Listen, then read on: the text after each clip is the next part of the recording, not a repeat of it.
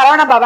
இந்த பதிவு தமிழ் புத்தாண்டுக்கான சிறப்பான பலன்களை காணவிருக்கிறோம். வருகின்ற குரோதி வருடம் 12 ராசிக்கும் எப்படிப்பட்ட சிறப்பான பலன்களை அளிக்க இருக்குது என்பதை நம்ம அந்த பதிவுகள்ல தெளிவாக காணவிருக்கிறோம். அன்பர்கள் பதிவை முழுமையாக கேட்டு இது சொல்லியிருக்கின்ற இறை வழிபாடுகளையும் சாத்விக பரிகாரங்களையும் பின்பற்றி இந்த ஒரு வருடத்தை திறம்பட கடந்து வந்துடலாம். பலாக திருச்செந்தூரில் வீற்றிருக்கும் முருகப்பெருமானின் பொற்பாத கமலங்களை பணிந்து 12 ராசிக்கும் இந்த தமிழ் புத்தாண்டு எப்படிப்பட்ட சிறப்பான பலன்களை அளிக்கவிருக்குது என்பதை தனித்தனி பதிவுகளாக துல்லியமான பதிவுகளாக காணவிருக்கிறோம். அன்பர்கள் பதிவினை முழுமையாக கேளுங்க. இதில் சொல்லியிருக்கின்ற இறை வழிபாடுகளையும் ஆன்மீக பரிகாரங்களையும் பின்பற்றி இந்த ஒரு வருடத்தை சிறப்பாக செயலாற்றிக் கொள்ளலாம்.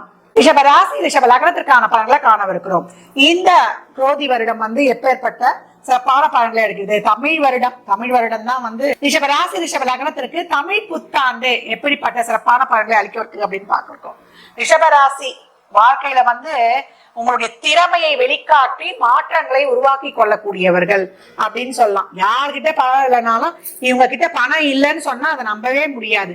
பணத்தை நோக்கி ஓடிக்கொண்டிருக்கிறவர்கள் அப்படின்னு சொல்லலாம். பணம் இல்லைன்னா இவங்க ஆள் பெர்ஃபெக்ஷனாவே இருக்க மாட்டாங்க. பேங்க் சேவிங் இருந்தா இவங்க ஆள் தெளிவா பொலிவா இருப்பாங்க. அதெல்லாம் இப்ப நடக்கக்கூடிய நேரம்.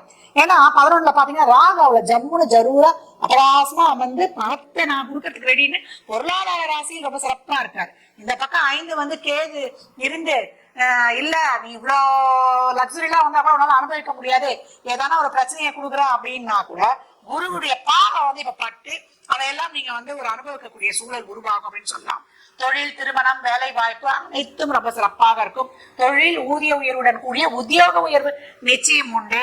இந்த காலகட்டம் நம்ம கேட்ட இடத்துக்கு ஒரு பரிமாற்றம் கிடைப்பது, மாணவர்களுக்கு நல்ல கல்வி, நல்ல மார்க்ஸ் எடுத்து மெரிட்லி சீட்டு கிடைப்பது, ஒரு நிரந்தர சொத்து அமைவது, அதே போல வண்டி வாகன சேர்க்கைகள் சிறப்பாக இருப்பது அனைத்துமே ரொம்ப அருமை. திருமண விஷயங்கள் கைகூடுவது, சுப நிகழ்வுகள், சுப பேச்சுவார்த்தைகள் நடைபெறுவது, உங்கள் சொல்வாக்கு கூடுவது, இப்படி பட்டியலிட்டு கொண்டே போகலாம். உங்களுடைய அனைத்து விதமான சிறப்பான நிகழ்வுகளுக்கும் அப்படின்னு சொல்லலாம்.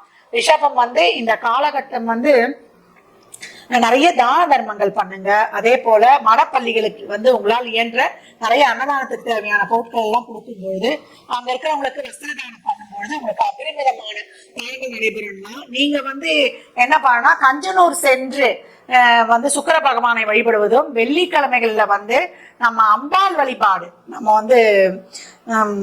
கற்பக தாயாரை வழிபடலாம், காமாட்சி அம்மனை வழிபடலாம். அந்த மாதிரி அம்பாள் சாந்த சுரூபியாக இருக்கக்கூடிய அம்பாள், அலங்கரிக்கப்பட்ட அம்பாள் சுக்கிரனின் அம்சமாகவே நம்மளுக்கு காட்சி தருவாள். வெள்ளிக்கிழமை தோறும் நெய் தீபம் ஏற்றி வழிபடும்போது, ஏன்னா 5ல் இருக்கக்கூடிய கேது ஒரு மன நிம்மதியற்ற தன்மை, ஏதாவது ஒரு இது இருந்துட்டே இருக்கு. அதுதான் குரு பார்வை கிடைச்சது. அதை இன்னும் ஒரு மன நிறைவு நல்லா ஃபுல்லா சிறப்பா இன்னும் அனைத்தும் நடப்பதற்கு வெள்ளை மலர்களால் மகாலட்சுமியை அர்ச்சித்து வழிபடும்போது மனது நிறைவு வரணும்னா மகாலட்சுமி தான் மகாலட்சுமி கடாட்சமே. மனசு அமைதியா இருந்தா நம்ம தெளிவா சிந்திப்போம். தெளிவா சிந்திச்சா நம்ம முயற்சிகள் சிறப்பா இருக்கும். முயற்சிகள் சிறப்பா இருந்தா ஊக்கமுடன் உழைத்து வெற்றி மட்டுமே நம்ம வாழ்வில் இருக்கும். இதான் தாத்பரியம். அதாவது ரிஷபராசி அன்பர்கள் இந்த காலகட்டம் மகாலட்சுமி வழிபாடு செய்து அபரிமிதமான பலன்களை பெற்றுக்கொள்ளலாம். ஏழை எளியவருக்கு நிறைய தான தர்மம் பண்ணுங்க.